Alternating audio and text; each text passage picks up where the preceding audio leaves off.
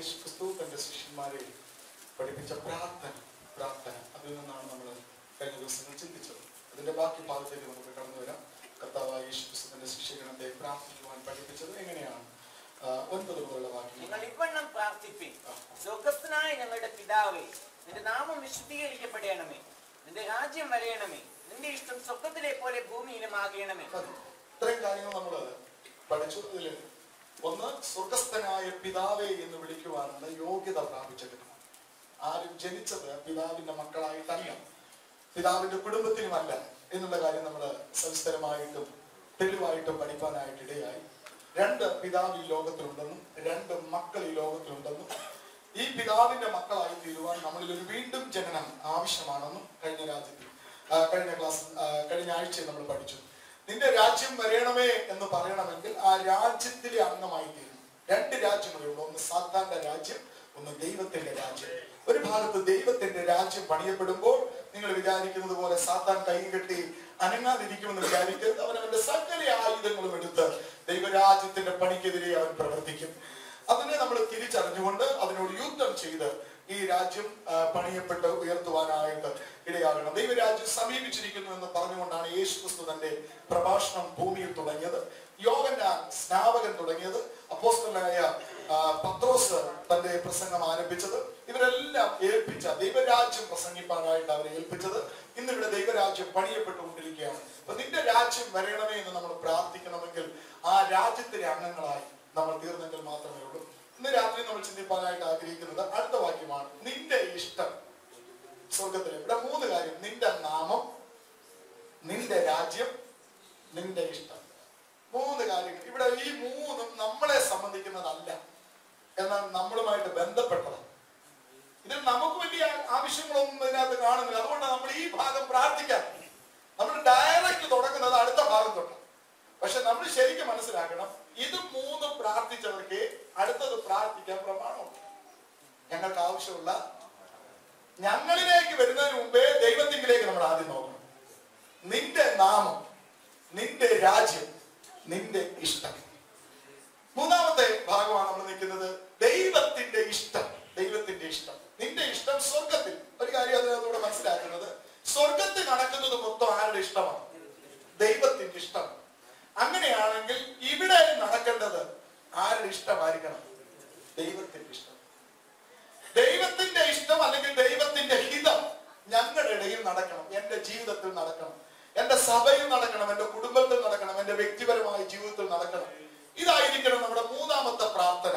ഒരു ശരിയായ പ്രാർത്ഥനാ മനുഷ്യൻ എപ്പോഴും പ്രാർത്ഥിക്കുന്നത് ദൈവത്തിന്റെ ഇഷ്ടം അറിഞ്ഞായിരിക്കും പ്രാർത്ഥിക്കുന്നത്.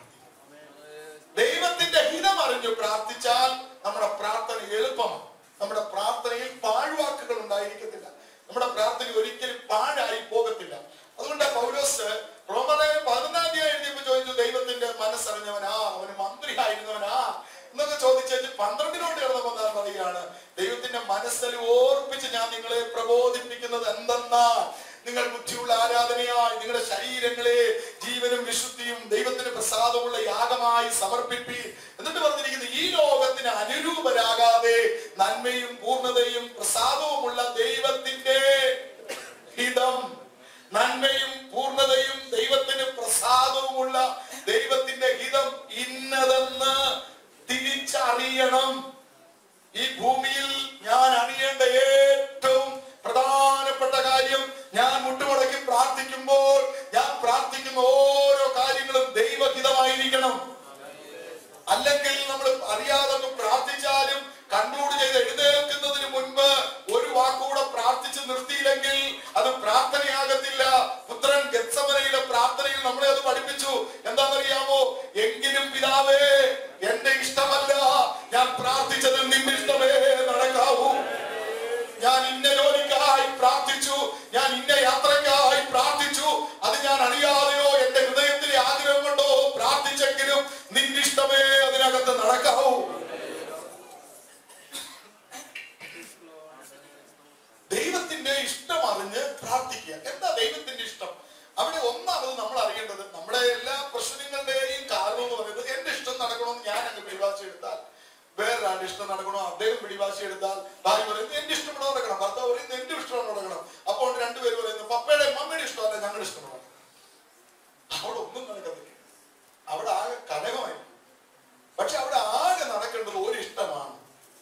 സൃഷ്ടിതാവായ ദൈവത്തിന്റെ ഇഷ്ടം, നമ്മുടെ ദൈവത്തിന്റെ ഇഷ്ടം. സഭകളിലെ പ്രശ്നം എന്താ? സഭകളിലെ പ്രശ്നങ്ങളെല്ലാം ഇതാ, ഓരോരുത്തർക്കും ഓരോ ഇഷ്ടം നടക്കണം. ആ ഇഷ്ടങ്ങൾ നടക്കാതെ വരുമ്പോൾ പ്രശ്നങ്ങളായി മാറും.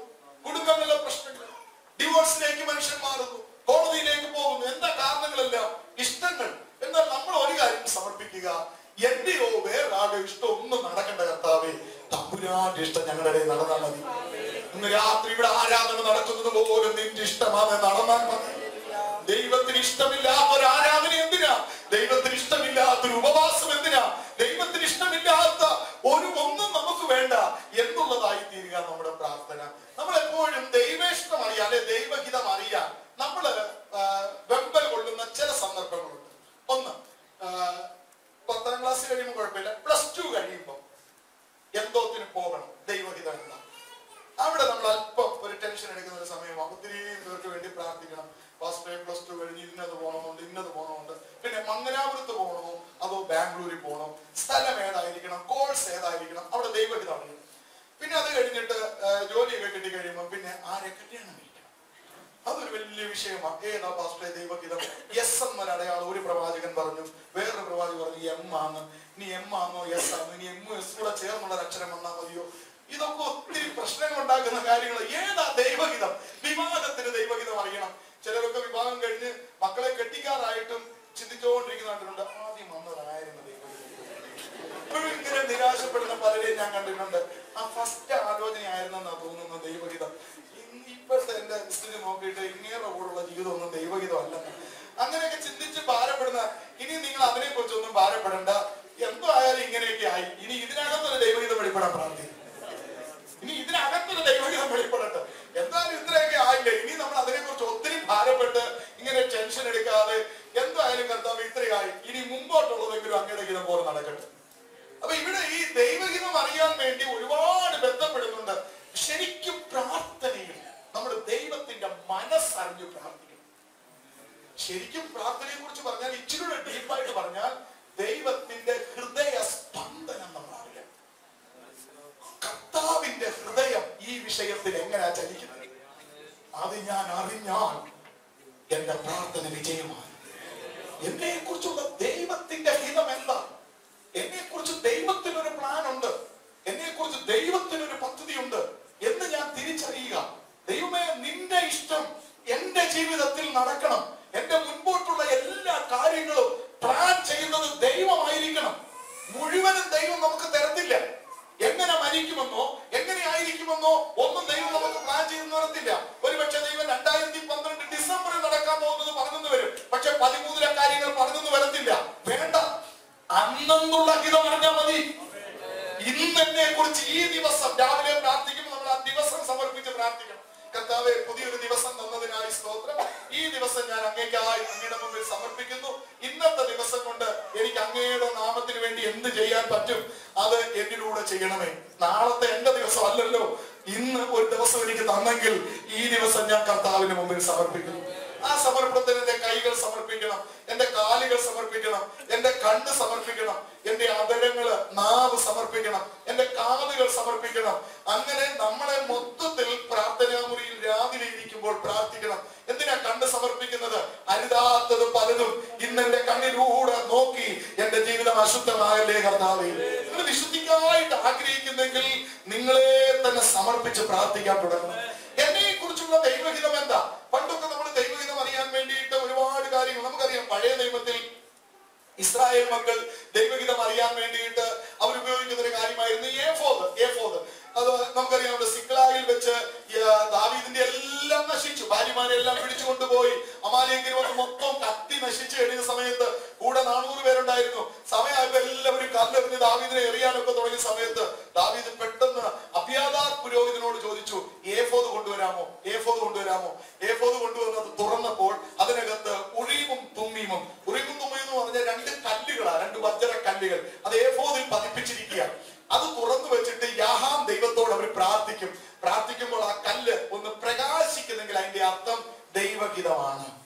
ആ കല്ല് പ്രകാശിക്കുന്നില്ലെങ്കിൽ അതിന്റെ ആ കല്ല് ഇന്ന് നമ്മുടെ മനസാക്ഷി വെച്ചേക്കുക.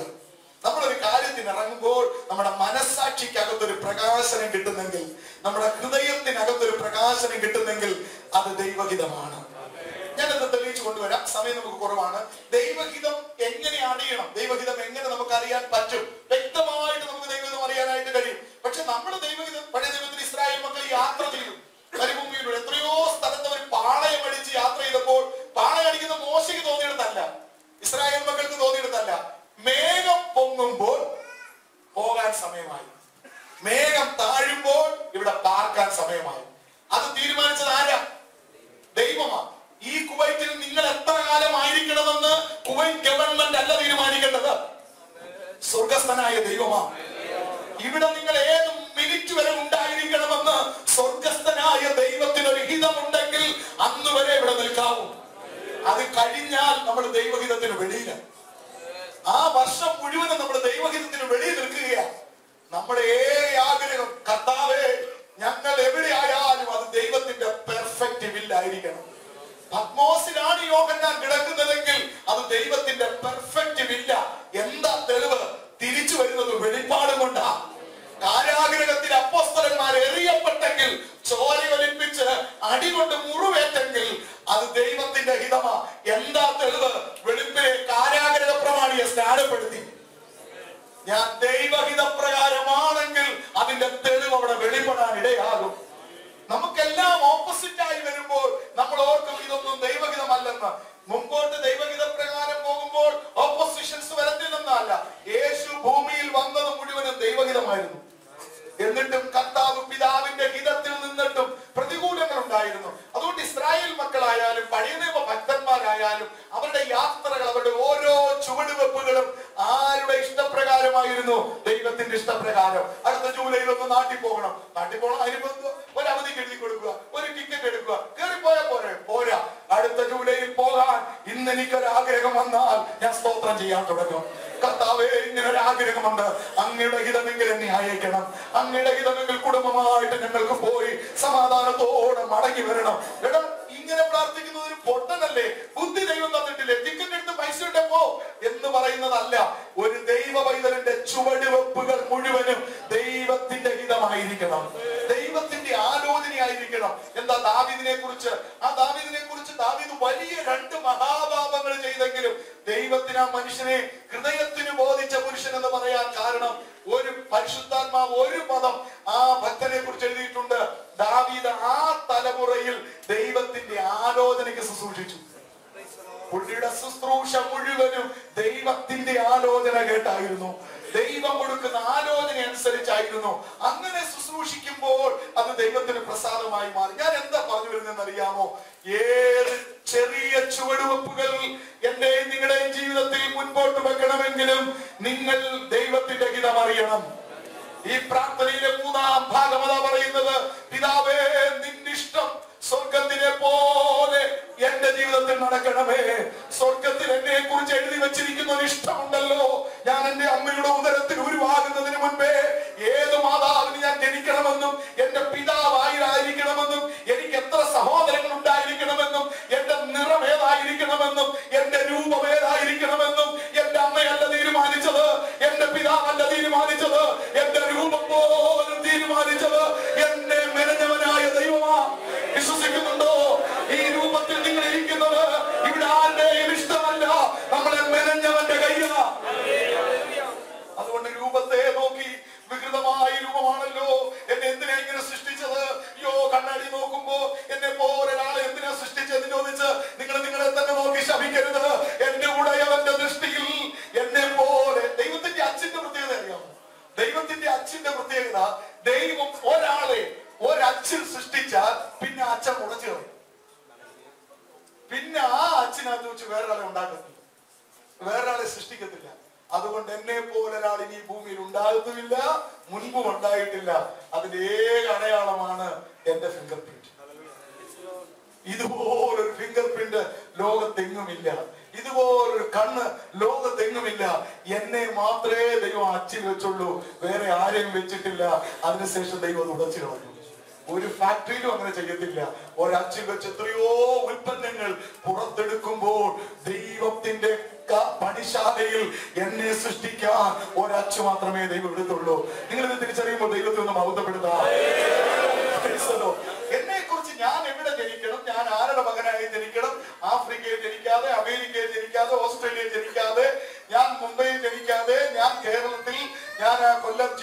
കൊട്ടാരക്കര താലൂക്കിൽ ഇന്ന പിതാവിനും ഇന്ന മാതാവിനും ഇത്രാമത്തെ മകനായി ജനിക്കണമെന്ന് അവരല്ല തീരുമാനിച്ചത്, എന്നെ മെനഞ്ഞവനായ ദൈവം തീരുമാനിച്ചത്. എനിക്കതുകൊണ്ട് എന്റെ അമ്മയോട് പരാതി പറയേണ്ട കാര്യമില്ല. എന്റെ അമ്മയോട് പരാതി പറയേണ്ടവ എന്നെ 9ാമത്തെ മകനായി എന്തിനാ ജനിപ്പിച്ചത് ഞാൻ ചോദിക്കേണ്ട കാര്യമില്ല. അതുപോലെ പൊട്ടൻ വേറെ ഒന്നുമില്ല. അങ്ങനെ ചോദിക്കുന്നത് തെറ്റല്ലേ? ഞാൻ എത്രാമനായി ജനിക്കണമെന്ന് ദൈവം തീരുമാനിച്ചത്. നമ്മുടെ വീട്ടിൽ നിൽക്കുന്ന കഴുതയുടെ പ്രായം ദൈവത്തിന് അറിയാം.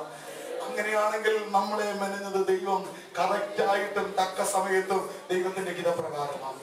അത് ദൈവഹിതമാണെങ്കിൽ ഇനി നമ്മുടെ ചുവടുവെപ്പുകളെല്ലാം എന്തായിരിക്കണം? ദൈവഹിതമായിരിക്കണം. ദൈവത്തിന്റെ മാസ്റ്റർ പ്ലാനിനകത്തുള്ളതാണ് ഞാൻ. ആ എന്നെ എവിടെയാക്കണം, എങ്ങനെയാക്കണം, ഇതെല്ലാം ദൈവം തീരുമാനിച്ചതെങ്കിൽ എന്റെ മുൻപോട്ടുള്ള ഓരോ ചുവടുവെപ്പും ദൈവഹിതം അറിയുന്നത് എങ്ങനെയാ? ദൈവഹിതം അറിയാൻ വേണ്ടിയിട്ട് എത്രയോ പ്ലാനുകൾ നമുക്കുണ്ട്. ഞാൻ ഒത്തിരി കാര്യങ്ങൾ കുറിച്ചു വെച്ചിട്ടുണ്ടെങ്കിലും നമ്മുടെ ദൈവഹിതം അറിയാൻ വേണ്ടിയിട്ട് ഒരു കാലത്ത് ഉപയോഗിച്ചുകൊണ്ടിരുന്ന 25 വയസ്സിന് ഒരു നാണയം അല്ലേ, മേലോട്ട് ഇങ്ങനെ ഇട്ടിട്ട് തലയാണെങ്കിൽ ഞാൻ അങ്ങോട്ട് പോകും, വാലാന്ന് പോകും. ഒരു 25 വയസ്സ് നാണയത്തൊട്ടിലാണോ എന്റെ യാത്ര ഇരിക്കുന്നത്, എന്റെ ഭാവി ഇരിക്കുന്നത്? ഒരു കാലത്ത് നമ്മൾ അങ്ങനെ ചെയ്തിട്ടുണ്ട്. പിന്നീട് നമ്മൾ അങ്ങോട്ട് നോക്കുമ്പോ ഇച്ചിരിയോടൊക്കെ ഭക്തി മൂത്ത് വന്നപ്പം ബൈബിൾ എടുത്തു, ആദ്യം കിട്ടുന്ന വാക്യം. അങ്ങനെ ഒരുപാട് അബദ്ധം ഒരുപാട് പേർക്ക് പറ്റിയിട്ടുണ്ട്. കാരണം ബൈബിൾ വാക്യത്തിലൂടെ ആരും നമ്മളെ ചതിക്കാം, പിശാചും ചതിക്കാം. യേശുവിന്റെ അടുത്ത് ഏത് വാക്യം കൊണ്ടാ ചെന്ന്? ബൈബിളിലെ വാക്യം കൊണ്ട് ആര് എന്നത്? പിശാചി എന്നത്. ഒരുപാട് പേർക്ക് അബദ്ധം പറ്റിയിട്ടുണ്ട്. ബൈബിളിലെ എഴുതിയിരിക്കുന്നത് ചാടിക്കോ എന്നൊക്കെ പറഞ്ഞ് പിശാചി ചതിക്കാൻ ഇടയുണ്ട്. അപ്പൊ ചിലര് ഭക്തി മൂത്തൊക്കെ വന്നപ്പോ ആദ്യം നാണയത്തിനകത്ത് നിന്നു, അതിന് പിന്നീട് ഭക്തി മൂത്ത് വന്നപ്പോഴത്തേക്ക് നമ്മൾ വാക്യം എടുക്കാനായിട്ട് തുടങ്ങി. പിന്നീട് നമ്മൾ ഈ തത്തയെ കൊണ്ട് ചീട്ടെടുപ്പിക്കുക, പിന്നീട് നക്ഷത്രഫലം നോക്കുക, കമ്പ്യൂട്ടർ ജാതകം നോക്കുക, ഇങ്ങനെ കൈനോട്ടം, മുഖലക്ഷണം. പിന്നെ നമ്മൾ ഈ ഭാഗത്തേക്ക് വന്നു. ഏതാ? പെന്തക്കോസ്റ്റ് മാർഗത്തിലേക്ക് വന്നപ്പോ പിന്നെ നമ്മൾ ദൈവഹിതം അറിയാൻ വേണ്ടി ഉപയോഗിക്കുന്ന മാനദണ്ഡം ഏതാ? ഞാൻ പറഞ്ഞില്ല, നിങ്ങൾ തന്നെ പറയുക. പ്രവാചകന്മാരെയാണ് ഇന്ന് നമ്മൾ ഡിപ്പെൻഡ് ചെയ്യാനായിട്ട് ആഗ്രഹിക്കുന്നത്. പാസ്റ്റർ ഒന്ന് പ്രാർത്ഥിച്ചു പറയണം, ഇതെന്തോ വേണം അല്ലേ? അതൊക്കെ ഒരുപാട് അബദ്ധങ്ങൾ, എത്രയോ ജീവിക്കുന്ന സാക്ഷികൾ നമ്മുടെ മുൻപിലുണ്ട്. എന്നാൽ ദൈവഹിതം അറിയാൻ ഞാൻ അടുത്ത സ്റ്റെപ്പിലേക്ക് വരുമ്പോൾ ദൈവഹിതം ഭൂമിയിൽ നമ്മളെ കുറിച്ച് ഉള്ളത് അറിയിക്കാൻ ദൈവം ഉപയോഗിക്കുന്ന ഒരു മെത്തേഡാണ് പ്രോഫറ്റ് മിനിസ്ട്രി. പ്രോഫസി എന്ന് പറയുന്നത് ദൈവം ഇന്ന് ഉപയോഗിക്കുന്ന ഒരു മെത്തേഡാണ്. പക്ഷെ അത് വഴിതെറ്റി പോയത് കൊണ്ടാണ് നമുക്ക് അബദ്ധങ്ങൾ പറ്റിയത്. പ്രോഫസി പോലെ എന്റെ ജീവിതത്തിന്റെ വഴി മാറ്റി വിട്ടത് ഒരു പ്രവചനമാണ്. എന്നെ അറിയാത്ത, എന്നെ ജീവിതത്തിൽ കണ്ടിട്ടില്ലാത്ത, എന്നേക്കാൾ പ്രായം കുറഞ്ഞ ഒരു പെൺകുട്ടി എന്റെ വഴിയാത്രയിൽ, എന്റെ യാത്രാ മധ്യത്തിൽ ഒരു ആരാധന കേട്ട് താഴെ നടക്കുക. അത് ഒരു ഓർത്തഡോക്സുകാരുടെ വീട്ടിൽ നടക്കുന്ന യോഗം. ആ യോഗത്തിൽ ഒരാള് അങ്ങോട്ട് പോകാൻ സഹായം ചോദിച്ചിരിക്കുക. അദ്ദേഹം നട്ടല് രോഗത്താൽ ഗൾഫിൽ ജോലി ചെയ്തിട്ട് നാട്ടിൽ അത് തിരുമാൻ വേണ്ടി വന്നു. എനിക്ക് അദ്ദേഹത്തെ അറിയാം. അദ്ദേഹം അങ്ങോട്ട് ആ പ്രാർത്ഥനാ വീട്ടിലോട്ട് പോകാൻ ആരെങ്കിലും ഒന്ന് സഹായിക്കാൻ വേണ്ടി ഇരിക്കുമ്പോഴാണ് ഞാനത് വഴി വരുന്നത്. എന്നോട് ചോദിച്ചു, എന്നെ ഒന്ന് അങ്ങോട്ട് ഇറക്കി വിട്ടിട്ട് പോകാമോ? ഞാൻ പറഞ്ഞ പിന്നെന്താ വെച്ചാൽ ഇറക്കി വിടാമെന്ന് പറഞ്ഞ് ഇറക്കി വിടാൻ ചെന്ന ഞാനിവിടെ യോഗത്തിൽ കയറിയാൽ ആ യോഗത്തിൽ വെച്ചാണ് ദൈവാത്മാവിന്റെ വഴി മാറ്റി വിട്ടത്. എന്നെ കർത്താവ് തെരഞ്ഞെടുത്തെന്ന് എനിക്ക് തിരിച്ചറിയാൻ അത് എന്റെ ഒരു ഒന്നാമത്തെ മുഖാന്തരം. ഞാൻ പറഞ്ഞത് പ്രോഫസി പോലെ ഇത്രയും അനുഗ്രഹിക്കപ്പെട്ട ഒരു ശുശ്രൂഷ വേറെ ഒന്നില്ല. പക്ഷെ അതിനെ നമ്മൾ ബിസിനസ് ആക്കുമ്പോഴാണ്, നമ്മളതിനെ തെറ്റായി ഉപയോഗിക്കുമ്പോഴാണ്. ഞാൻ ആ ഭാഗത്ത് വരുമ്പോൾ അതിനെക്കുറിച്ച് അല്പ വിശദീകരണങ്ങൾ നിങ്ങൾക്ക് നൽകി തരുവാനായിട്ടിടയാകും. ഇന്ന് നമ്മുടെ ഇടയിലേക്ക് വരുമ്പോൾ നമ്മൾ ഈ മേഖലയിലേക്ക്, പിന്നെ ചിലരുണ്ട് ഈ ഞായറാഴ്ച സൺഡേ സപ്ലിമെന്റിൽ ആ ആഴ്ചത്തേക്കുള്ളവർ എല്ലാം വരും. വാരഫലം, അശ്വതി, മകയിരം, കുറച്ചുണ്ടല്ലോ അതിനകത്ത് വരും. എന്താണ് അതിനകത്തെ? അപകട സാധ്യതകളുണ്ട്. അതുകൊണ്ട് ദീർഘദൂര യാത്ര ഒഴിവാക്കുക. സുഹൃത്ത് ബന്ധത്തിന് ഉലച്ചിലുണ്ടാകാം. അതുകൊണ്ട് സൂക്ഷ്മതയോടെ പ്രവർത്തിക്കുക. ബിസിനസ്സിൽ ശ്രദ്ധയോടെ പ്രവർത്തിച്ചില്ലെങ്കിൽ നഷ്ടങ്ങൾ ഉണ്ടാകാം. ഇതാർക്കറിഞ്ഞൂടാ? പിന്നെ നമ്മളൊരു കാര്യം ഓർക്കണം, നമ്മുടെ ജീവിതങ്ങൾ എപ്പോഴും പ്രശ്നങ്ങളുള്ള ജീവിതമാണ്, പ്രശ്നങ്ങൾ നിറഞ്ഞ ജീവിതമാണ്. ഈ പ്രശ്നങ്ങൾ നിറഞ്ഞ ജീവിതത്തിൽ എന്തെങ്കിലും 4 കാര്യം ഒക്കും എന്ന് പറഞ്ഞാൽ മാങ്ങ നിറച്ച് മാവേലുണ്ടെങ്കിൽ കൊട്ടക്കണ്ണ എറിഞ്ഞാൽ 4 എന്ത് ചെയ്യും? വീഴും. ഈ 4 ഒത്താൽ പിന്നെ നമ്മൾ വീട്ടിലോട്ടങ്ങ് വിളിക്കും. നീല കളറുള്ള ഉടുപ്പിട്ട് ജോലി ചെയ്യാൻ ആഗ്രഹിച്ചായിരുന്നില്ലയോ? ഓ, എന്തൊരു ദൂതാ വാസേ. എന്നാ പിന്നെ ഇവിടെ നിന്ന് ദൂത് പറയേണ്ട, വീട്ടിലോട്ട് പോകും. അപ്പൊ ആ ഒരു ദൂതം ഒത്തപ്പം പിന്നെ വീട്ടിലോട്ട് പ്രവേശനം കൊടുക്കുക. നമ്മൾ എവിടെയാ നമ്മൾ പരാജയപ്പെടുന്നത്? എവിടോ തെറ്റിപ്പോകുന്നു. അപ്പൊ ഇത്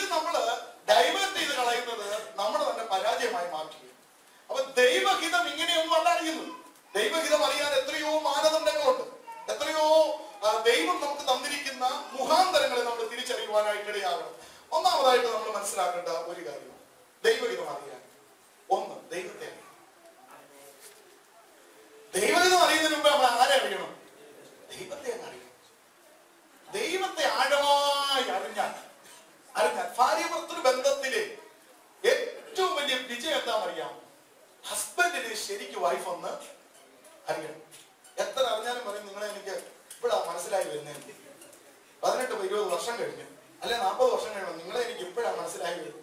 മനസ്സിലാക്കേണ്ടത് ആ ആരംഭ ജീവിത കാലയളവിൽ എന്റെ ഭർത്താവിന്റെ മുഖം മാറുമ്പോൾ ഭാര്യ മനസ്സിലാക്കണം, ഞാൻ പറഞ്ഞത് അദ്ദേഹത്തിന് ഇഷ്ടപ്പെട്ടിട്ടില്ല. ഭാര്യയുടെ മുഖം മാറുമ്പോൾ ഭർത്താവ് മനസ്സിലാക്കണം, എന്റെ ഇപ്പോഴത്തെ ആ വൊക്കാബുലറി ഇഷ്ടപ്പെട്ടിട്ടില്ല. ഈ ഇഷ്ടങ്ങളെ തിരിച്ചറിഞ്ഞു കഴിഞ്ഞാൽ അപ്പം നമ്മള് അടുത്ത് ജീവിക്കുന്ന വ്യക്തികൾക്ക് അന്യോന്യം എന്ത് ചെയ്യാൻ പറ്റത്തുള്ളൂ? അറിയാൻ പറ്റും. ഒരു പുസ്തക വായനയിലൂടെയാണ്. മഹാത്മാഗാന്ധിയെ കുറിച്ച് ഇന്നും നമുക്ക് തന്റെ ബയോഗ്രഫി വായിച്ചാൽ പഠിക്കാൻ പറ്റും. പക്ഷേ അദ്ദേഹത്തിന്റെ വീട്ടിൽ ജനിച്ച മക്കൾക്ക് അദ്ദേഹം അറിഞ്ഞതുപോലല്ല ബയോഗ്രഫി നമ്മൾ അറിയുന്നത്. ദൈവവുമായിട്ട് അടുത്ത ബന്ധത്തിൽ ജീവിച്ച് ദൈവത്തെ ആഴമായി അറിയുന്ന ഒരു വ്യക്തിക്ക് ദൈവത്തിന്റെ ഹിതം അറിയാൻ പറ്റുന്നു. ദൈവത്തെ അറിയാൻ പറ്റുമെങ്കിൽ, ദൈവത്തെ ആഴമായി മനസ്സിലാക്കിയാൽ ദൈവത്തിന്റെ ഹിതം അറിയാൻ പിന്നീട് എളുപ്പമാണ്. വളരെ വേഗത്തിൽ പിന്നെ അങ്ങോട്ട് ആദ്യം നമ്മുടെ പ്രാർത്ഥനയും നമ്മുടെ ആ പരിശ്രമവും നമ്മൾ മനസ്സിലാക്കേണ്ടത് എന്റെ ദൈവം ആരാ, എന്റെ ദൈവത്തിന് എന്തിഷ്ടമാ, എന്റെ ദൈവത്തിന് എന്താണ് അനിഷ്ടമായിട്ടുള്ളത്. ഇത് നമ്മൾ മനസ്സിലാക്കി കഴിയുമ്പോൾ ആ ബന്ധത്തിൽ ആഴമേറിയ ബന്ധം, ഓരോരുത്തരെയും നമ്മൾ ഈ ആരാധനയ്ക്കിരുന്ന് കാണുന്ന ഈ മുഖമല്ല, അവരുമായിട്ട് കുറച്ചുകൂടെ അടുത്ത് ചെല്ലുമ്പോൾ നമ്മൾ ആ വ്യക്തികളെ കൂടുതലായിട്ട് അറിയുക. കൂടുതലായിട്ട് അറിയണ്ടെങ്കിൽ കൂടുതലായിട്ട് അടുക്കാതിരുന്നാൽ മതി. വളരെ ഇങ്ങനെ ഹായ് ഹായ് എന്ന് പറഞ്ഞ വാക്കിൽ എല്ലാവരും നല്ലതാണ്. നമ്മൾ അടുത്തടുത്ത് വരുമ്പോഴാണ് അന്യോന്യം മനസ്സിലാക്കുന്നത്. മനസ്സിലാക്കി കഴിയുമ്പോഴാണ് നമ്മുടെ ഇഷ്ടം, നമ്മുടെ ആശയം ഇതെല്ലാം വിയോജിപ്പായി കടന്നു വരുന്നത്. അപ്പൊ നമ്മൾ എത്രത്തോളം ഒരു വ്യക്തിത്വവുമായി അടുക്കുന്നോ എന്നതുപോലെ ദൈവവുമായിട്ട് 2012 അടുത്തതിനേക്കാൾ 13 അടുക്കാൻ നോക്കുകയും ദൈവത്തിന്റെ ഹിതം അവിടെ വെളിപ്പെടാൻ തുടങ്ങുകയും ദൈവത്തെ അറിയുമ്പോൾ ദൈവത്തിന്റെ ഹിതം അറിയാൻ തുടങ്ങുകയാണ്. 2, ദൈവത്തെ അറിയുക മാത്രമല്ല, ദൈവത്തിന്റെ വഴികൾ മനസ്സിലാക്കണം. ദൈവത്തിന്റെ വഴികൾ മനസ്സിലാക്കണം. 103-ാം സങ്കീർത്തനം 7-ാം വാക്യം എന്ന് പറയുന്നത്. 103-ാം സങ്കീർത്തനം. അവൻ തന്റെ വഴികളെ മോശയെയും തന്റെ പ്രവൃത്തികളെ ഇസ്രായേൽ മക്കളെയും അറിയിച്ചു. ദൈവത്തിന്റെ വഴി ദൈവം ആർക്ക് വെളിപ്പെടുത്തി കൊടുത്തു? മോശയ്ക്ക്. അപ്പൊ ദൈവത്തിന്റെ വഴിയുണ്ട്. യെശയ്യാപ്രവചനം പറയുന്നത് നിങ്ങളുടെ വഴികളല്ല എന്റെ വഴികൾ, നിങ്ങളുടെ വിചാരങ്ങളുമല്ല എന്റെ വിചാരങ്ങൾ. നിങ്ങളുടെ വഴികൾക്കും നിങ്ങളുടെ വിചാരങ്ങൾക്കും മീതെ നിങ്ങളെ കുറിച്ച് എനിക്ക് വിചാരമുണ്ട്, നിങ്ങളെ കുറിച്ച് എനിക്ക് വഴികളുണ്ട്. നിങ്ങൾ വെട്ടുന്ന വഴികളിൽ തടസ്സങ്ങളുണ്ടെങ്കിൽ ഞാൻ വെട്ടുന്ന വഴികളിൽ തടസ്സങ്ങൾ ഉണ്ടാകത്തില്ല. വെട്ടുന്നവൻ ഞാനാ. അപ്പൊ നമ്മുടെ വഴികളല്ല ദൈവത്തിന്റെ വഴികൾ, നമ്മുടെ വിചാരങ്ങളുമല്ല ദൈവത്തിന്റെ വിചാരങ്ങൾ. അതിന് ഉദാഹരണം കൊടുത്ത് ഇങ്ങനെയാണ്, ഭൂമിക്ക് മീതെ ആകാശം ഉയർന്നിരിക്കുന്നത് പോലെ, ഭൂമിക്ക് മീതെ ആകാശം ഉയർന്നിരിക്കുന്നതിന്റെ ദൂരം എത്ര, അതുപോലെ നിങ്ങളുടെ വഴികളും എന്റെ വഴികളും തമ്മിൽ ഒരുപാട് അകലമുണ്ട്. ഞാൻ 1, ദൈവത്തെ ആഴമായി അറിയുക. 2, ദൈവത്തിന്റെ വഴി അറിയുക. 3-ാമതായിട്ട് ദൈവത്തിന്റെ വചനം ഞാൻ അറിയണം. ദൈവത്തിന്റെ വചനം എനിക്ക് ആഴമായിട്ട് അറിയാൻ കഴിയണം. അപ്പൊ ദൈവഹിതം അറിയാനായിട്ട് നമ്മൾ മനസ്സിലാക്കേണ്ട ചില കാര്യങ്ങളാണ് ഞാൻ പറയുന്നത്. 1, ദൈവത്തെ അറിയണം. 2, ദൈവത്തിന്റെ വഴികൾ അറിയണം. 3, ദൈവത്തിന്റെ വചനം അറിയണം. 4, സാത്താന്റെ തന്ത്രങ്ങൾ അറിയണം. ഇത് തിരുവെഴുത്ത് പറയുന്നതാണ്. കാരണം തിരുവെഴുത്തുകളെയും ദൈവശക്തിയെ അറിയായതുകൊണ്ടല്ലോ നിങ്ങൾ തെറ്റിപ്പോകുന്നത്. അപ്പൊ ദൈവത്തിനെ നമ്മൾ അറിയണം, ദൈവത്തെ അറിയണം, ദൈവത്തിന്റെ വഴികൾ അറിയണം, സാത്താന്റെ തന്ത്രങ്ങൾ അറിയണം. എളുപ്പമല്ല. ദൈവഹിതം നമുക്കിന്ന് റെഡിമെയ്ഡ് ആയിട്ട് ദൈവഹിതം കിട്ടുന്നത് കൊണ്ടാ നമ്മൾ തെറ്റിപ്പോകുന്നത്. ദൈവത്തിന്റെ ഹിതം പാസ്റ്റർ ഒന്ന് പെട്ടെന്ന് പ്രാർത്ഥിച്ചു പറ. ഫോണിലൂടെ ഞാൻ നെറ്റിലൂടെ വിളിക്കുക പാസ്റ്റർ, ഇപ്പൊ തന്നെ ഒന്ന് പ്രാർത്ഥിച്ചു പറയാമോ? നെറ്റിലൂടെ ദൂത് കേട്ട് ജീവിക്കുന്ന ഒത്തിരി പേരുണ്ട്. കണ്ണെടുത്തിരിക്കാൻ തല കൈ വെച്ച് പറയാൻ ആയിരിക്കാം. നെറ്റിലൂടെ ഇപ്പോഴും ദൂത് കേൾക്കുക. നമ്മൾ എവിടെയാ തകർന്നു പോകുന്നത്? നമ്മൾ എവിടെയാ തെറ്റിപ്പോകുന്നത്? നമ്മൾ ദൈവസന്നിധിയിൽ പായെടുത്തിട്ടിരിക്കും. ഒരു ദിവസം അവധി എടുക്കുക, ആ ദിവസം ഉപവാസത്തിന്റെ ദിവസമാക്കി മാറ്റുക. എന്നിട്ട് മുട്ടുമടക്കി ദൈവത്തോട് പറ, എനിക്ക് അങ്ങേ ആഴമായി ഒന്ന് അറിയണം, എനിക്ക് അങ്ങയുടെ വഴികൾ കാണിച്ചു തരണമേ. ദൈവം തന്റെ വഴി മോശയ്ക്ക് കാണിച്ചു കൊടുത്തെങ്കിൽ ദൈവം തന്റെ വഴി എനിക്ക് കാണിച്ചു തരും. ദൈവം തന്റെ വഴി നിങ്ങൾക്ക് കാണിച്ചു തരും. ഇന്ന് രാത്രി വിശ്വസിക്കുന്ന ദൈവമക്കളെ, അവൻ തന്റെ വഴികൾ മോശയ്ക്കല്ല എനിക്ക് കാണിച്ചു തരാൻ വിശ്വസ്തനാണ്. മോശയ്ക്ക് വഴി കാണിച്ചു കൊടുത്തു. ദൈവത്തിന്റെ വചനം ആഴമായി നമ്മൾ അറിയണം. നാലാമതായി സാത്താന്റെ തന്ത്രങ്ങളെ നമ്മൾ തിരിച്ചറിയണം. ഓഫറുകൾ പിശാചും കൊണ്ട് തരും, ഓഫറുകൾ ദൈവം കൊണ്ട് തരും. യേശുക്രിസ്തു 40 ദിവസമായി വിശന്നു കഴിഞ്ഞപ്പോൾ ആ വിശപ്പ് മനസ്സിലാക്കി പിതാവ് വിട്ടൊരു ദൂതനായിട്ട് വേണമെങ്കിൽ ആദ്യം വന്നത് ആ വിശപ്പ് മനസ്സിലാക്കിയിട്ട് ആരാ വന്നേ? സാത്താൻ വന്നിട്ട് പറയുന്നു, വിശക്കുന്നു അല്ലേ, 40 days ഫാസ്റ്റിംഗ് ആയിരുന്നു അല്ലേ, ഓ ഭയങ്കരം, അതും ഈ മരുഭൂമിയിൽ ചൂടുള്ള സമയത്ത്, ഓ ഭയങ്കരം. പിന്നെ വിശന്നിരിക്കേണ്ട കാര്യമൊന്നുമില്ല, ഈ കല്ല് അപ്പമാക്കിയ നമ്മൾ ഞാൻ പറയോ എന്റെ വിശപ്പ് പറഞ്ഞു, ഓ ഞങ്ങളുടെ ഫാസ്റ്റ് പോലും അറിഞ്ഞില്ലല്ലോ ഈ കാര്യം. പക്ഷെ നമ്മൾ എത്ര ഈസി ആയിട്ട് അതൊക്കെ ലഘൂകരിച്ചൊക്കെ എടുക്കുന്നത്. പക്ഷെ നോക്കണം, ഇതാര് വിട്ടതാണ്? എനിക്കൊരു ജോലി വേണം, പക്ഷെ ദൈവം തരുന്ന ജോലിയായിരിക്കണം. എനിക്കൊരു ജീവിത പങ്കാളിയെ വേണം, അത് ദൈവം തരുന്നതായിരിക്കണം. എനിക്കൊരു യാത്ര വേണം, പക്ഷെ അത് ദൈവം ഒരുക്കുന്നതായിരിക്കണം. മനുഷ്യൻ എന്റെ മുമ്പിൽ വന്നൊരുക്കിയ ഞാൻ എന്നും അടിമയായി മാറും. ഞാൻ അതുകൊണ്ടാണ് കഴിഞ്ഞ ആഴ്ച പറഞ്ഞത്, ദൈവം തന്നാൽ ദൈവം തന്നതിനകത്ത് പ്രാർത്ഥിക്കാൻ സമയം കാണും, ദൈവം തന്നാൽ ആരാധനയ്ക്ക് സമയം കാണും, ദൈവം തന്നാൽ എത്ര തിരക്കും എത്ര ടൈം ഓവർ ടൈം എന്നൊക്കെ പറഞ്ഞാലും അതിനകത്ത് മുട്ടുമടക്കാനുള്ള ടൈം ടേബിൾ ദൈവം ഇട്ടേക്കും. അത് ദൈവം തന്ന ജോലിയുടെ പ്രത്യേകതയാണ്. പ്രാർത്ഥന കട്ട് ചെയ്തൊരു ജോലി ദൈവം തരത്തില്ല. നിന്നെ ബിസിയുള്ളവരാക്കി തിരക്കുള്ളവരാക്കി തകർത്ത് കളയാൻ പിശാച് നമ്മുടെ മുമ്പിൽ കൊണ്ടുവരുന്ന ഓഫറുകളെ നമ്മൾ തള്ളിക്കളയണം. വേണ്ട, 1 മാസം ജോലിയില്ലാതെ പച്ചവെള്ളം മാത്രം കുടിച്ചിരിക്കേണ്ടി വന്നാലും എന്റെ ദൈവം തരുന്നത് മതി.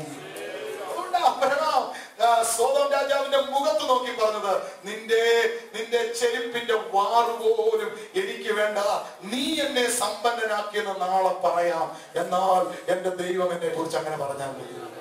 ഇവിടേക്കാണ് നമ്മുടെ വിശ്വാസത്തിന്റെ തീഷ്ണതയും നമ്മുടെ എരിവും നമ്മൾ പുറത്തു കൊണ്ടുവരേണ്ടത്. ഇവിടെയാ ദൈവഹിതം നമ്മൾ മനസ്സിലാക്കേണ്ടത്. ഈ ദൈവഹിതത്തിന് വെളിയിലേക്ക് നമ്മൾ പോയി കഴിയുമ്പോൾ നമ്മളെ കുറിച്ചുണ്ടായിരുന്ന വലിയ പ്ലാൻ ഞങ്ങളുടെ ഇപ്പൊ ആദാവോബി അവരെ കുറിച്ച് ദൈവത്തിന് ഭയങ്കര പ്ലാനാണ്. ആ പ്ലാന് അവരെ PhD ലെവലിൽ കൊണ്ടുവരണം. ഇപ്പൊ അവരെ LKG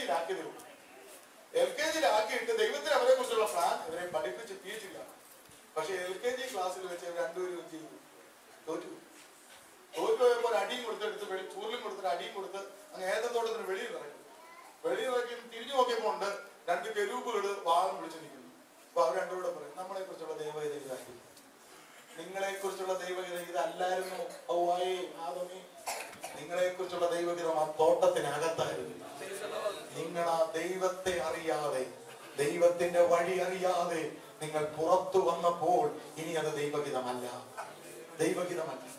അപ്പൊ ദൈവത്തിന്റെ ഹിതം അറിയുവാൻ 4 കാര്യങ്ങൾ ഞാൻ ദൈവമക്കളുമായി പങ്കുവച്ചു. 1, ദൈവത്തെ നമ്മൾ നന്നായി അറിയുക. 2, ദൈവത്തിന്റെ വഴി മനസ്സിലാക്കുക. 3, ദൈവത്തിന്റെ വചനം അറിയുക. 4, സാത്താന്റെ തന്ത്രങ്ങളെ നമ്മൾ എന്ത് ചെയ്യുക? തിരിച്ചറിയുക. ദൈവഹിതം അറിയാനുള്ള മാനദണ്ഡങ്ങളിൽ 1 പ്രധാനമായിട്ടുള്ളത് ദൈവത്തിന്റെ വചനം. നമുക്ക് നമ്മുടെ എല്ലാ ജീവിതത്തിന്റെ ചുവടുവെപ്പുകളും ദൈവവചനപ്രകാരം. വചനം എന്ന് പറയുന്നു. ഇപ്പൊ വിവാഹത്തിൽ ഞാനൊരു രക്ഷിക്കപ്പെട്ട് സ്നാനപ്പെട്ട ഒരു വിശ്വാസി, പരിശുദ്ധാത്മാവിഷയം പ്രാപിച്ച് ദൈവത്തെ കോളേജിലോ അല്ലെങ്കിൽ ഞാൻ എവിടെയെങ്കിലും വെച്ച് കലാലയത്തിൽ വെച്ച് രക്ഷിക്കപ്പെടാത്ത എന്റെ വിശ്വാസത്തിലല്ലാത്ത ഒരു പെൺകുട്ടി അല്ലെങ്കിൽ ആ പെൺകുട്ടി ഒരു ആൺകുട്ടിയെ കണ്ടു. ആ വിവാഹം ദൈവഹിതമല്ല. എങ്ങനെ അറിയാം? വചനം പറയുന്നു, അവിശ്വാസിയുമായിട്ട് ഇണയല്ല പിണ. നീ എത്ര കെടികെട്ടിയ പ്രവാചകന്മാരെ കൊണ്ട് പ്രാർത്ഥിച്ചാലും വചനം നോ എന്ന് പറഞ്ഞാൽ അത് ദൈവഹിതമല്ല. അത് പാസ്റ്ററെ കല്യാണം കഴിഞ്ഞിട്ട് സ്ഥാനപ്പെടുത്താൻ നടക്കത്തില്ല. നിന്നെ കൂടെ കൊണ്ടുപോകും, നിന്നെ കൂടെ തിരിച്ചു പിടിച്ചോളൂ. ചെന്ന് പുലിക്കൂട്ടിലാ കഴിയുന്നത്. വചനം നോ എന്ന് പറഞ്ഞാൽ, ഒരു കള്ളം പറഞ്ഞാൽ എനിക്കിവിടെ 1 ലക്ഷം രൂപ കിട്ടും. പക്ഷെ ബൈബിൾ പറയുന്നു കള്ളം പറയുന്നത് പാപം. ഇനി അവിടെ ദൈവഹിതം ഒന്നും ചോദിക്കണ്ട, കർത്താവ് ഒപ്പിടണോ ഞാൻ കള്ളത്തരത്തിലാ ഒപ്പിടുന്നതെന്ന് വചനം എന്നെ പഠിപ്പിക്കുന്നെങ്കിൽ പിന്നെ അവിടെ നീ എന്തിനാ പ്രാർത്ഥിക്കുന്നേ? ബൈബിൾ പറയുന്നത് കള്ളമാ, ആ ലാഭം വേണ്ട. ഞാൻ തരുന്ന റൊട്ടി കഷ്ണമായിരിക്കുന്നതിന് നല്ലത്. ഇവിടെ ബൈബിൾ ദൈവത്തിന്റെ ഹിതം നമുക്ക് മുന്നമേ വെളിപ്പെടുത്തിയിട്ടുണ്ട്. ഇന്ന വഴികൾ, ദുഷ്ടന്റെ ആലോചന പ്രകാരം പോകരുത്, പാപികളുടെ വഴിയിൽ നിൽക്കരുത്, പരിഹാസികളുടെ ഇരിപ്പിടത്തിൽ ഇരിക്കരുത്. അവിടെ ചെന്നിരുന്നേ ചോദിക്കുക, ഞാൻ ഇവിടെ ഇരിക്കുന്ന ദൈവഹിതമാണ്. ദൈവവചനം പറയുന്നു, നീ ഇവിടെ ഇരിക്കുന്ന ദൈവഹിതം അല്ലെന്ന് മുന്നമേ എഴുതി വെച്ചിരിക്കുന്നു. നീ ആലോചനയ്ക്ക് കൂട്ടു നിൽക്കുന്ന ദൈവഹിതം അല്ലെന്ന് മുന്നമേ എഴുതി വെച്ചിരിക്കുന്നു. അതുകൊണ്ടാണ് ഞാൻ ദൈവമോട് പറഞ്ഞത്, ദൈവഹിതം അറിയാ നമ്മൾ എന്തറിഞ്ഞിരിക്കണം? വചനം നന്നായി അറിഞ്ഞിരിക്കണം. പിശാച് നമ്മളെടുത്ത് വഴി തെറ്റിക്കാൻ ബൈബിളുമായി വരുമ്പോൾ നമ്മൾ തിരിച്ചു പറയണം, അങ്ങനെ മാത്രമല്ല, ഇങ്ങനെ എഴുതിയിട്ടുണ്ടല്ലോ. മനുഷ്യൻ അപ്പം കൊണ്ട് മാത്രമല്ല ദൈവത്തിന്റെ വായിൽ നിന്ന് വരുന്ന പ്രസന്റ് കണ്ടിന്യൂസ് ടെൻസ് അവിടെ എഴുതിയിരിക്കുന്നത്. ഇന്നും വചനം വന്നുകൊണ്ടേ ഇരിക്കുന്നു. ദൈവത്തിന്റെ വായിൽ നിന്നും വചനം വന്നുകൊണ്ടേ ഇരിക്കുന്നു. അങ്ങനെ ദൈവത്തിന്റെ വായിൽ നിന്ന് വരുന്ന വചനം കൊണ്ട് ജീവിക്കും. അപ്പൊ ദൈവവചനം അരുതെന്ന് പറഞ്ഞ ഒത്തിരി മേഖലകളുണ്ട്. അത് നമ്മൾ തിരിച്ചറിഞ്ഞേച്ച് വീണ്ടും നമ്മൾ ചെന്ന് കൈയിട്ടാൽ അത് പുലിക്കൂട്ടിൽ കൈയിടുകയാണ്. നമുക്ക് എടുത്തോണ്ട് പോരാൻ പറ്റത്തില്ല, നമുക്ക് രക്ഷപ്പെടാൻ പറ്റുന്നില്ല. ദൈവം നോ എന്ന് പറയുന്നത്, ദൈവവചനം നോ എന്ന് പറയുന്നത് അവിശ്വാസികളോട് ഇടയല്ലാ വീണ കൂടരുതെന്ന് ദൈവത്തിന്റെ വചനം. എന്റെ വിശ്വാസവുമായി യോജിക്കാത്ത, എന്റെ ദൈവവചനവുമായി യോജിക്കാത്ത ഒരു കൂട്ടായ്മ എനിക്ക് വേണ്ട. അവിടെ നിന്ന് ഞാൻ പ്രാർത്ഥിച്ച് ഒരു മാസം ദൈവഗീതം ചോദിക്കേണ്ട കാര്യമില്ല. അപ്പൊ ഓരോന്നിനെ കുറിച്ചും ബൈബിൾ എന്ന് പറയുന്നു. ബൈബിൾ എന്ന് പറയുന്നു. ബൈബിൾ പറയുന്ന ആ ഒരു ഭാഗത്തേക്ക് നമ്മൾ ചെന്നെങ്കിലേ പറ്റത്തുള്ളൂ. അങ്ങനെ തിരുവെഴുത്ത് നമ്മളെ കുറിച്ച് വ്യക്തമായി വഴി കാണിച്ചു തരുന്നു. സൃഷ്ടി വെച്ച് ആലോചന പറഞ്ഞു തന്ന് പോകേണ്ടുന്ന വഴി കാണിച്ചു തരാൻ ദൈവത്തിന്റെ വചനത്തിൽ. ഇന്ന് നമ്മൾ ദൈവഹിതം അറിയാൻ ഒന്നാമത്തെ മാനദണ്ഡം ദൈവം വെച്ചിരിക്കുന്നത് വേർഡ് ഓഫ് ഗോഡ്, ദൈവത്തിന്റെ വചനം. പക്ഷെ ദൈവത്തിന്റെ വചനത്തിൽ നമുക്ക് പറ്റിയ ഒരു തെറ്റ്, നമ്മൾ ഇത്രയായിട്ട്, ഞാൻ ഇനിയെങ്കിലും ദൈവമക്കളോട് പറയാം, ഇതുവരെ പോയപ്പോൾ 2013 ദൈവം നമുക്ക് ആയുസ് തന്നാൽ നിങ്ങൾ സിസ്റ്റമാറ്റിക് ആയിട്ട് ബൈബിൾ വായിക്കാം. മത്തായിയുടെ സുവിശേഷം എടുക്കുന്നെങ്കിൽ 1 മുതൽ അങ്ങ് തുടങ്ങുക. 1-ാം അധ്യായത്തിൽ ചിലപ്പോൾ വംശാവലിയായിരിക്കും, ഇതേ എന്തോ സംസാരിക്കാനുണ്ടെന്ന് തോന്നും. പക്ഷെ അതേന്നും കാണും ഒരു കൊച്ചു വാക്ക് എന്നോട് ഇടപെടാൻ. കാരണം വംശാവലി എനിക്ക് പ്രധാനപ്പെട്ടതല്ലെങ്കിലും എഴുതിയ പരിശുദ്ധാത്മാവിന് പ്രധാനപ്പെട്ടതാണ്. അല്ലെങ്കിൽ ഒരു താൾ അവിടെ കളയേണ്ട കാര്യമുണ്ടോ? ദൈവത്തിന് ആ വംശാവലിയും പ്രധാനപ്പെട്ടതാ. ഓരോ വ്യക്തികൾ പ്രധാനപ്പെട്ടതാ. ആ വംശാവലിയിൽ താമാറിനെയും രാഹാബിനെയും രൂത്തിനെയും ബേർശേബയെയും കൊണ്ടുവന്ന് നിർത്തിയിരിക്കുമ്പോൾ ആ പേരുകൾ ഞാൻ വായിച്ചു വരുമ്പോൾ എനിക്ക് അവരെ കുറിച്ച് അറിയാമെങ്കിൽ വംശാവലി വായിച്ചു ഞാൻ ദൈവത്തെ സ്തുതിക്കും. കാരണം ഞാൻ എന്റെ വംശാവലി എഴുതിയാൽ ഇത്തരത്തിൽപ്പെട്ട ആരെങ്കിലും എന്റെ കുടുംബത്തിൽ പണ്ടുണ്ടായിരുന്നേ ഞാൻ ആ പേര് ഒമിറ്റ് ചെയ്തിട്ട് എഴുതത്തുള്ളൂ. രാജാവിന്റെ പേര് എന്റെ വംശാവലി എഴുതി വെക്കത്തില്ല. കാരണം ജീവിച്ചത് നല്ല നിലയിലല്ല. ബേർശേബയുടെ പേര് ഞാൻ എഴുതത്തില്ല. പക്ഷെ കർത്താവ് വംശാവലി എഴുതിയപ്പോൾ അവരുടെ പേരും ചേർത്തല്ലോ. കർത്താവ് എത്ര കരുണയുള്ളവൻ. 1-ാം അധ്യായം വായിച്ചാൽ എന്തുകൊണ്ട് ദൈവത്തെ സ്തുതിക്കാൻ എന്ന് നമുക്ക് തോന്നിയാൽ നമുക്ക് തോന്നാണ്ട കാര്യമില്ല. 1-ാം അധ്യായത്തിലും ഒരു ദിവസം മൊത്തം ആരാധിക്കാനുള്ള കാര്യം അതിനകത്തുണ്ട്. ഈ ദുഷ്പ്രവൃത്തികൾ ചെയ്ത് ജീവിച്ച സ്ത്രീകളെ വംശാവലിയിൽ കൊണ്ട് ചേർത്ത് അവരെ വല്യമ്മച്ചിയാക്കാൻ യേശു ക്രിസ്തുവിന് കഴിഞ്ഞെങ്കിൽ ദൈവത്തിന്റെ കരുണ എത്ര വലുതാണ്. നമ്മളൊരാളെ വെറുതെ പിന്നെ ആയുസ് മുഴുവൻ നമുക്ക് വെറുക്കുക. പക്ഷെ യേശു ക്രിസ്തു അങ്ങനല്ല. അവൻ കരുണ തോന്നുന്ന ദൈവമാണ്. അവൻ മനസ്സറിയുന്ന ദൈവമാണ്.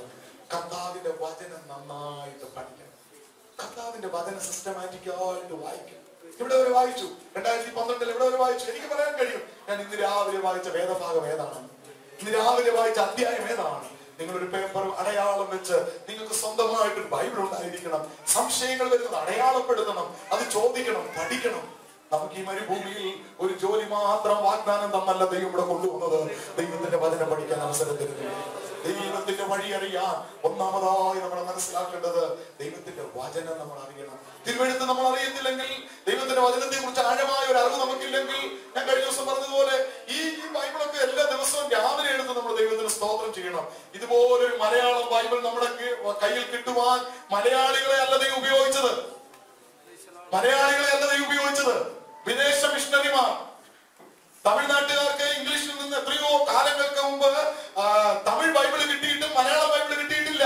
നമ്മുടെ തൊട്ടപ്പുറത്ത് കിടക്കുന്ന തമിഴ്നാട്ടുകാരൻ ബൈബിൾ വായിച്ചിട്ടും മലയാളികൾ അന്നൊന്നും നമ്മുടെ നാട്ടിൽ ഇംഗ്ലീഷ് നല്ലവണ്ണം അറിയുന്നില്ല ആർക്കും. എന്നാൽ വിദേശ മിഷണറിമാർ വന്നു നമ്മുടെ നാട്ടിലേക്ക്. അവർക്കുണ്ടായിരുന്ന AC കാറും AC വീടും ഒക്കെ വിട്ടിട്ട് നമ്മുടെ നാട്ടിൽ അവർ കടന്നു വന്നു. അന്ന് നമ്മുടെ നാട്ടിൽ ഇന്നത്തെ പോലെയുള്ള ഇരുനില വീടുകളില്ലായിരുന്നു, ടൈൽസിന്റെ വീടുകളില്ലായിരുന്നു, യൂറോപ്യൻ ക്ലോസറ്റ് ഇല്ലായിരുന്നു, കക്കൂസുകൾ പോലും ഇല്ലായിരുന്നു. പക്ഷേ വിദേശ മിഷണറിമാർ വന്ന് ചാണകം മെഴുകിയ നമ്മുടെ വീട്ടിൽ നമ്മൾ കൊടുത്ത ചാക്കിനകത്തിരുന്ന് അവർ സുവിശേഷം നമ്മോട് പറഞ്ഞു. നമ്മുടെ മലയാളം ഭാഷ അവർ പഠിച്ചു. എന്നിട്ട് മലയാളത്തിൽ അവർ ബൈബിൾ എഴുതി തന്നു. അവരുടെ സംഭാവന ചെറുതല്ല, വലുതാണ്. നമ്മളെ നോക്കുന്ന ദൈവത്തെ സ്തുതിക്കണം. ഇന്ന് ഒരു വീട്ടിൽ 7-8 ബൈബിളുകളാണ് നമ്മൾ പിടിച്ചുകൊണ്ടിരിക്കുന്നത്. ഇതിന് കാരണമായി തീരുവാൻ ചിലരുടെ ത്യാഗമാണ്. അന്ന് നമുക്ക് കൊടുക്കുവാൻ ചിക്കൻ ഒന്നും ഇല്ലായിരുന്നു. ഇന്ന് KFC നാട്ടിലുമുണ്ട്, വിദേശികൾ വന്നാൽ മേടിച്ചു കൊടുക്കാം. പക്ഷെ അന്ന് നമ്മുടെ നാട്ടിലെ ഏറ്റവും വലിയ KFC എന്ന് പറയുന്നത് കപ്പയായിരുന്നു. കഴിഞ്ഞ ദിവസം പോളവാൻ പാസ്റ്റർ എവിടെയോ പ്രസംഗിച്ചപ്പോൾ എന്നോട് ആരോ സഹോദരങ്ങൾ പറഞ്ഞു, പ്രസംഗിച്ചപ്പോൾ പറഞ്ഞു, ഒരു കാലത്ത് പെന്തക്കോസ്തുകാരെ കളിയാക്കാൻ, പുച്ഛിക്കാൻ ഉപയോഗിച്ചൊരു പദമായിരുന്നു കപ്പയും. ഇന്ന് 5 സ്റ്റാർ ഹോട്ടലിൽ മാത്രമേ കപ്പ കൊടുക്കത്തുള്ളൂ. ഫ്ലൈറ്റിൽ കയറിയാലും ഫസ്റ്റ് ക്ലാസ് ടിക്കറ്റ് എടുത്തവർക്ക് കപ്പയുണ്ട്. ഈ കപ്പ ഉയർത്താൻ കാരണം പെന്തക്കോസ്തുകാരെ കപ്പ പറഞ്ഞ് നിന്ദിച്ചുകൊണ്ടാണ്. ദൈവം അതിനെ പോലും മാനിച്ചെന്ന് അദ്ദേഹം പറയാനായിട്ട്. ഇന്ന് സാധാരണ കടകളിലൊന്നും കപ്പ കിട്ടത്തില്ല. 5 സ്റ്റാർ ഹോട്ടലിൽ വലിയ വിലയാണ് അതിനൊക്കെ. ഒരു കാലത്ത് നമുക്ക് അതായിരുന്നു ഏറ്റവും വലിയ ആഹാരം. അവരുടെ ചുവന്ന ചുണ്ടുകൾ നമ്മുടെ കാന്താരി മുളക് ഉടച്ച് നമ്മൾ കപ്പ വാട്ടിയത് കൊടുത്തപ്പോൾ അവർ ഏറ്റവും നല്ല ഭക്ഷണമായി കഴിച്ചുകൊണ്ട് നമ്മുടെ കുട്ടികളിൽ അവർ കിടന്നു. നമുക്ക് ബൈബിളിൽ നിന്ന് നമ്മുടെ കരങ്ങളിൽ കിട്ടിയിട്ടുണ്ട്. എന്നെ കുറിച്ച് പുസ്തക ചുവടിൽ എഴുതിയിട്ടുണ്ട്, എന്നെ കുറിച്ച് എഴുതിയിട്ടുണ്ട്. ഞാനത് തുറന്നു വായിക്കണം. തുറന്നു വായിക്കുമ്പോൾ ദൈവത്തിന്റെ ഹിതം ഞാൻ അറിയാൻ തുടങ്ങുകയാണ്. ദൈവത്തെ അറിയാൻ, ദൈവത്തിന്റെ വഴി അറിയാൻ, ദൈവത്തിന്റെ വചനം അറിഞ്ഞ്, സാത്താന്റെ തന്ത്രങ്ങളെ അറിഞ്ഞ് നമ്മൾ മുൻപോട്ട് കാഴ്ചകൾ വെച്ചെങ്കിലേ ദൈവത്തിന്റെ ഹിതം അറിയാൻ പറ്റത്തുള്ളൂ. ധാരാളം ഭാഗങ്ങളുണ്ട്. ഞാൻ അടുത്ത ദിവസങ്ങൾ ഇതിനെ കുറിച്ച് ചിന്തിക്കാനായിട്ട് ഇടയാകും. ദൈവത്തിന്റെ ഹിതം അറിയാനുള്ള ഒരു വഴി നിങ്ങൾ ഇന്ന് മുതൽ എല്ലാ ദിവസവും 1, 2, 3 അധ്യായങ്ങൾ വായിക്കുക. 2 അധ്യായം വായിച്ചിട്ട് പാസ്റ്ററിനോട് ഒന്നും സംസാരിച്ചില്ല. 3-ാമത്തെ അധ്യായം കൂടെ വായിക്കുക. 3-ാമത്തെ അധ്യായത്തിൽ ഒരു ശബ്ദം കേൾക്കാതിരിക്കുന്നില്ല. പുസ്തക ചുരുളിൽ എന്നെ കുറിച്ച് എഴുതിയിട്ടുണ്ട്. നമ്മുടെ കണ്ണുകളിൽ നിമിഷം ദിവസം